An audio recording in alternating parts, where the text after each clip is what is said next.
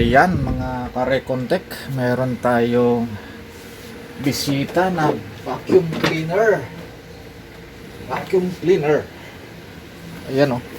Na ang brand ay Philips. Ito na yung chances nyo mga kare-contek kung paano natin baklasin ang mga parts. Magandang klase to. May brand eh. Branded eh. Ang sabi ng nagmamay-ari ay umusok daw at nangamoy sunog mga kare-contek. Kaya samahan nyo ako na check upin natin. Lalong lalo na yung mga newbie dyan na sumusubaybay sa Recontek channel. Ito na yung chances nyo na makita kung paano binabaklas ito at kung saan-saan ay yung mga tornilyo. Siyempre hindi na natin kailangan isaksak ito mga kare-contek. Sabi nga nangamoy na, kaya dapat check upin na lang natin yung loob ng motor kung ano yung nangyayari. Di ba? At sa mga expert naman dyan ng vacuum ay pwede nyo nang i-skip mga master.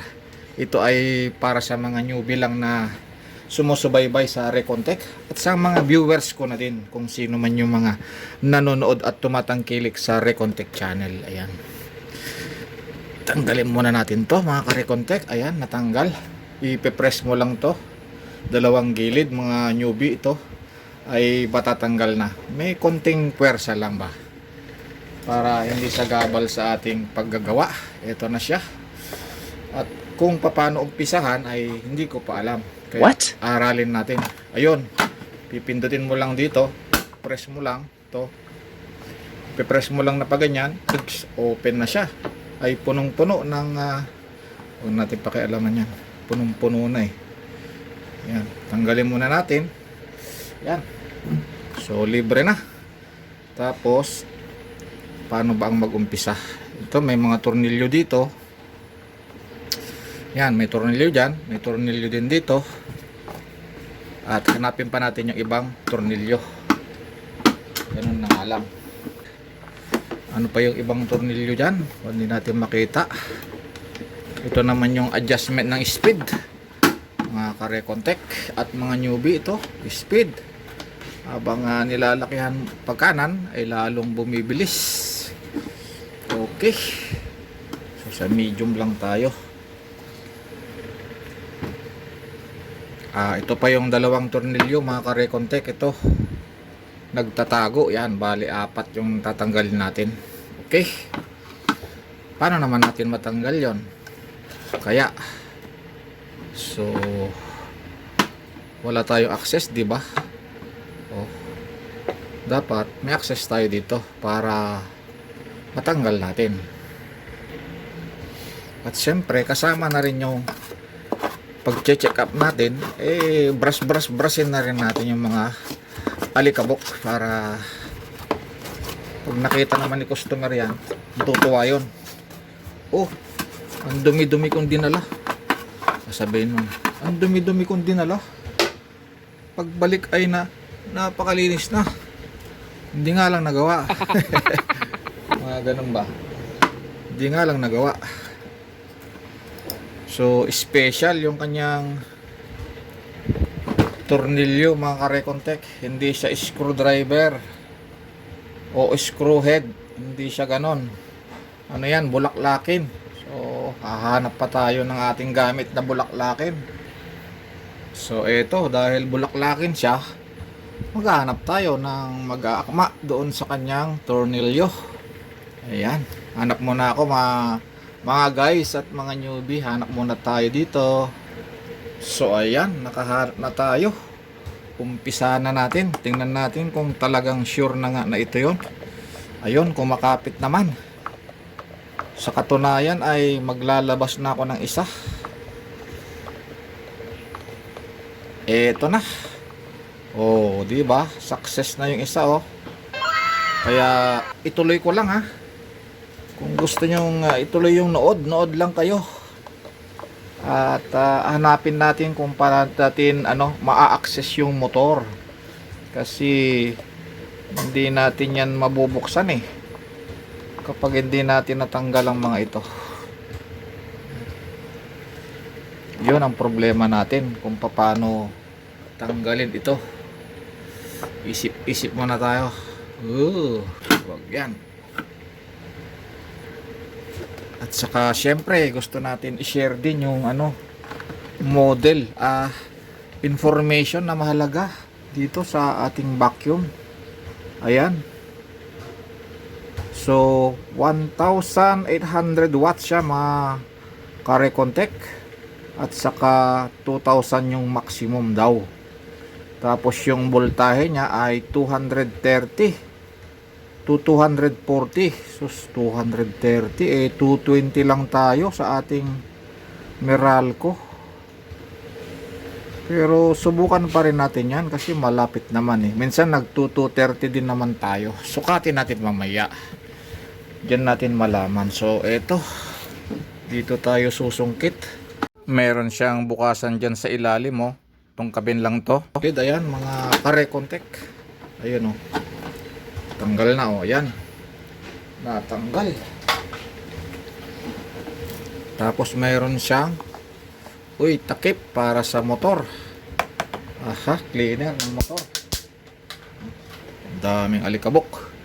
Ayan, ito na yung motor niya. Pero paano natin ma-access mga ka-Recontech? So meron dyang tornilyo, 1, 2, 3. Ganun pa rin, special pa rin yung tornilyo niya mga ka-Recontech.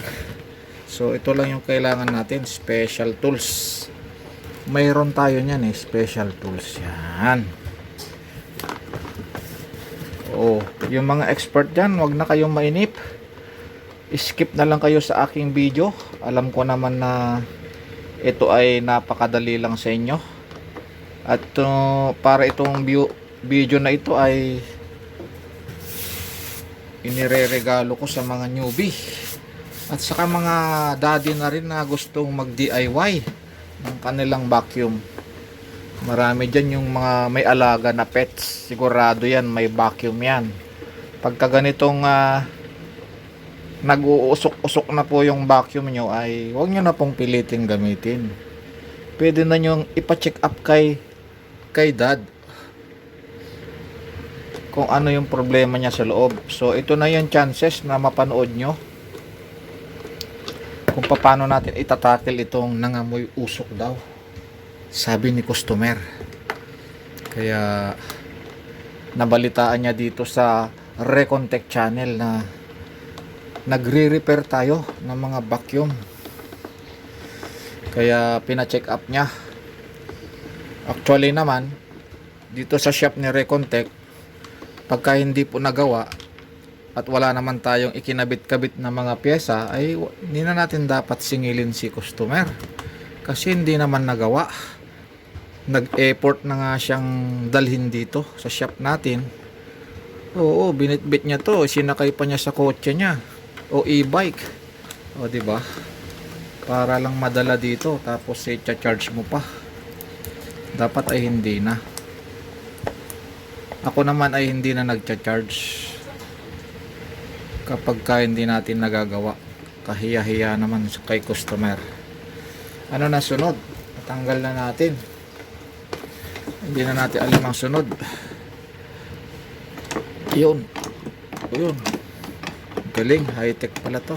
Yun. Ito yung para sa power. Ito yung para sa cord. Galing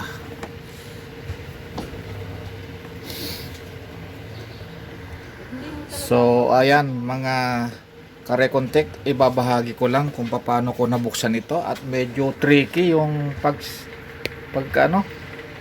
pagtatanggal sa kanya. So ang main talaga na tornilyo na nakahandle sa box niya ay ito, 1, 2, at saka yun, medyo pinahirapan ako nito, wala kasing screwdriver na magkasya dyan, kaya ang ginamit ko na lang ay ito. Tinaga ko na lang na tanggalin ng long nose hanggang sa natanggal ko. At ganun din yung nasa ilalim, yun din yung humahawak. May tornilyo dito na 3 mga ka-Recontech. Nakikita nyo ba? Ito, 3. Yan, tinanggal ko rin yon. At nung matanggal ko na ito, 3 dito, ayan, kusa na yung aangat Ayan oh, mangat na oh, kita nyo. Oh, wow, kita na, di ba?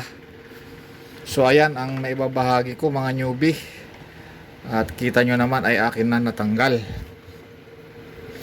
Next, tanggalin na natin tong kaunting may cord dito para sa switch. So ito yung switch sa ibabaw. Tanggalin ko muna para medyo may access tayo. Ayan, may access na tayo. Hindi na tayo mag-uumpisa na magsukat-sukat kung ano yung problema na makikita natin. Ito na. May fuse kaya ito mga ka-Recontech. Ito yung switch nya oh. And oh, may natutulak lang dito switch. May ilaw lang siguro. Ayan, kaya atin mo nang may transistor din oh. Atin check upin yan. Transistor na yan. Kung bakit. Pero ang reklamo lang naman nung may-ari nangamoy. Sunog. Nangamoy sunog lang. So ayan. Mahirap patanggalin yan. So ayan siya. Iangat mo lang nakaangat na nga. O ayan o. Atin mo nang i-measure yung transistor. So mag-measure muna tayo. Ayan. Beeping kaya. Try natin i-beep. Ayan. Yun. Tingnan natin kung shorted siya. Wala dyan. Okay naman. Okay sa alright. Okay. Uy, may measure. Okay naman. Okay, hindi naman sira mga guys ang ating transistor. So next move na tayo. Next move, balik na natin yan. Ayan, ikabit ko na ulit. Papunta tayo dun sa loob naman. Papasok sa loob. Papasok sa loob. Nasaan ba ang kanyang motor guys? Ayun, merong tornilyo dito. Yan. At saka dito sa gilid. Wow, napakalalim guys. Mukhang dito na tayo mamumroblema. Masyadong tago. Masyadong tago. Wow, hindi natin abot. Ito lang ang abot oh. Hindi abot ang isa. Wow. Wow.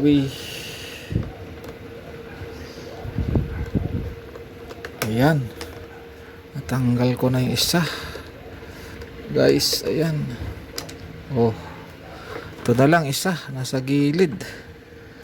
Pilitin natin na ating matanggal.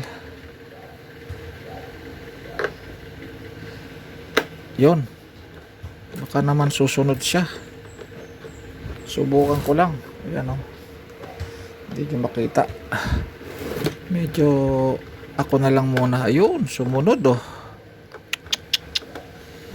Tanggal naman. So far. Yun. Ay, nahulog pa. Yun, lumabas. Ayan o. Wow. Ayan o. Ito na. Mga ka-Recontech, ito na. I-reveal na natin. Paano ba? Alam Ay. Ito. Siyempre ito na yun.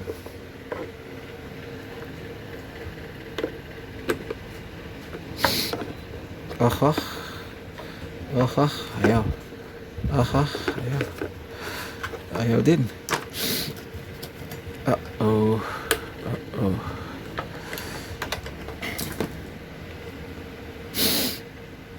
Supply.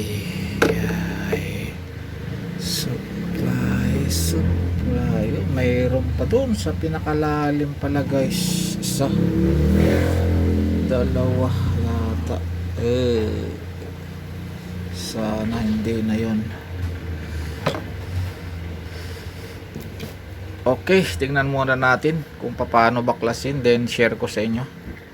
So ayan, dahil mahalaga kayo sa akin mga newbie at mga subscriber ko, ito meron pang tornilyo sa ilalim, dalawang gilid po, ayan o. Ayan yung isa. So ito yung nagpahirap sa akin. Gumamit lang ako ng mahabang screwdriver, ayan, para lang matanggal. Ayan siya. Medyo may kahirapan i-access, pero wala kang choice. Ayan, so nandito yon sa gilid, yan yun, at saka ito kailangan mo ng screwdriver. So pagka natanggal mo na yung dalawang tornilyo guys, ito yung itsura nya. Balik natin ibabalik natin para alam nyo kung paano siya baklasin. Ayan, isusuot mo lang dito sa dalawang yan, ito, yan mga newbie para sa inyo to talaga. Sa mga beginner na katulad ko, ayan tingnan mo, magsushoot na siya dyan. Yan yung guide, ito yan yung guide nya para pumasok. Ganon din ito sa baba, may guide din yan. Yun, pumasok na. Oop, yun naglock na. Ayan, naglock na yan, dalawa. Naglock na rin tong dalawa. So may tornilyo nga dyan, isa, dalawa. Kayo na ang bahalang tumingin. Dalawa. Tapos dito, tatlo, apat. Pag natanggal nyo na po yon, sabay nyo lang sikwat. Sikwat dito, at saka sikwat dito. Ayan. At aangat na po yan. Ayun umangat na. Hindi naman, tumunog lang yon, pero umangat na siya. Sabay bunot na. Bunutin na natin. Yun, tanggal mga guys. At mga kare-contact, ayan na, nakuha na natin. Okay, so time na para ma-measure natin yung motor at makita natin yung actual na anong nangyayari sa kanya Ito na, ito na.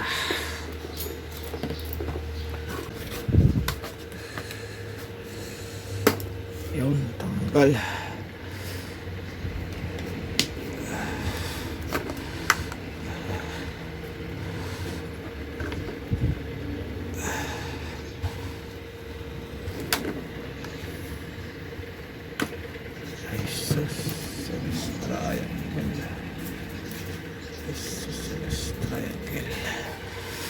So ayan, tanggal na mga kare-contact. Yan umangat na siya. Umangat na siya. Yan so umangat na. So nice. May dalawang lock sa gilid. May dalawang lock sa gilid. Dito, saka dito. Ayan, at saka sa ibabaw. Ang pinakahuli sa ibabaw, ito lang yan, i-snap mo lang, iangat, ingat lang siyempre. Oops,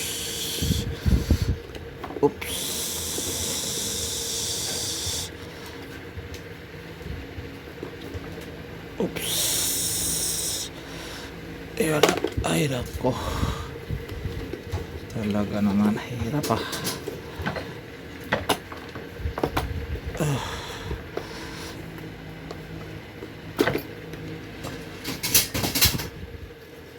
ayan natanggal na. Ayun ito hirap ito lang yung iangat mo, matatanggal na siya. At saka ayun, may spring doon sa gilid ayan, meron ding o-ring. Tatandaan nyo yun mga newbie. Ito may spring para sa vacuum. Yan, dyan lang nakalagay. And then next, hindi ko na alam kung ano siya. Ayun, natanggal. Ayan, tanggal na siya. Guide, ito. Yan kung ano yung motor.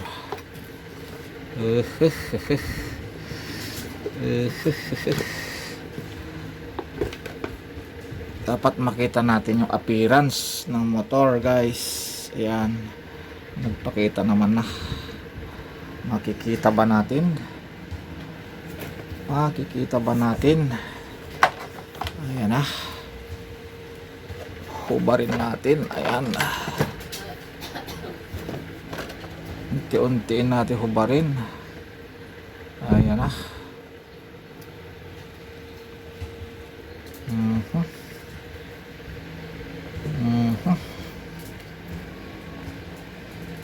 Amoyin natin. Sunog na nga. Ayan, nag-effort na tayo na i-reveal mga guys, kasi kailangan makita yung actual na motor. Kasi nga nangamoy daw. Ayun na nga. Nagpakita na nga. Ay sunog. Ay sunog nga po ang co-oil.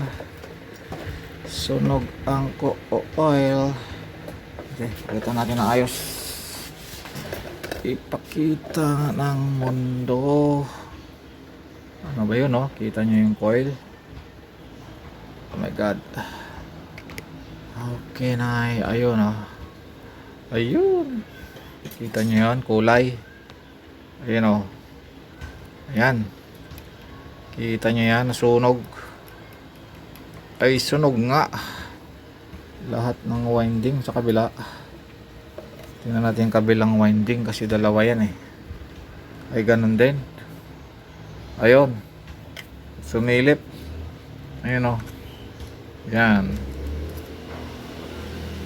Dapat ang kulay niyan ay kulay tanso. Ang nangyari sa kanya, kulay sunog na mais. Ayun. Kaya wala na yan. Yan, sunog. Sunog, sunog. Nag-effort tayo na buksan, wala na tayong magawa. So hanggang dyan na lang tayo guys, dahil sunog siya. Subject for motor replacement. Wala tayo nun. Wala tayo nun. Bye bye.